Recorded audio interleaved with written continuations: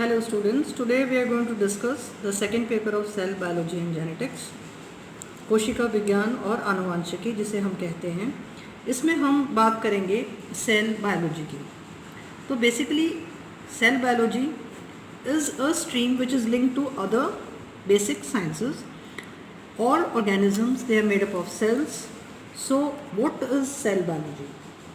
Cell biology is also known as cytology, the study of the cell, in which it is a Greek word arising from kaitos, which means cell, or you can also say it is a Latin form which is cella, which also means a hollow space.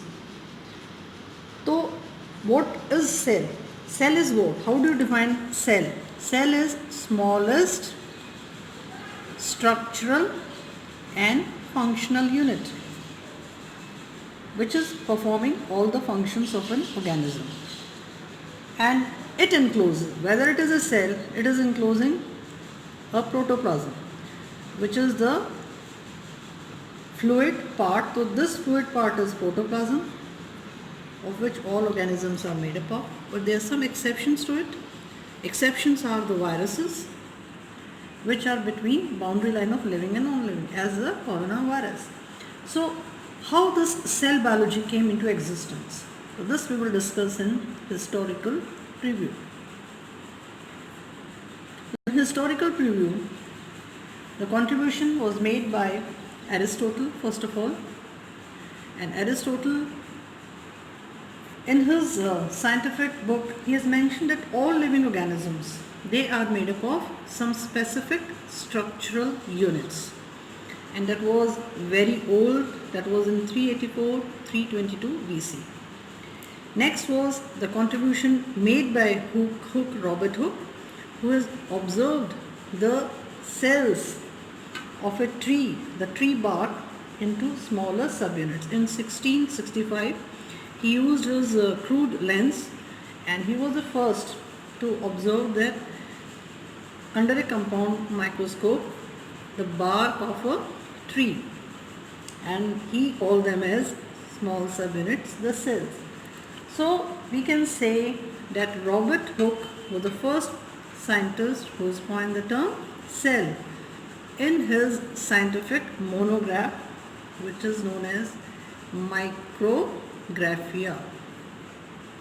Apart from this, more scientific research could only be attributed to the microscope, and the microscope was first of all discovered by microscopes were invented by Jensen and Jensen in 1596, and they developed a higher magnification of objective using 10x and 30x.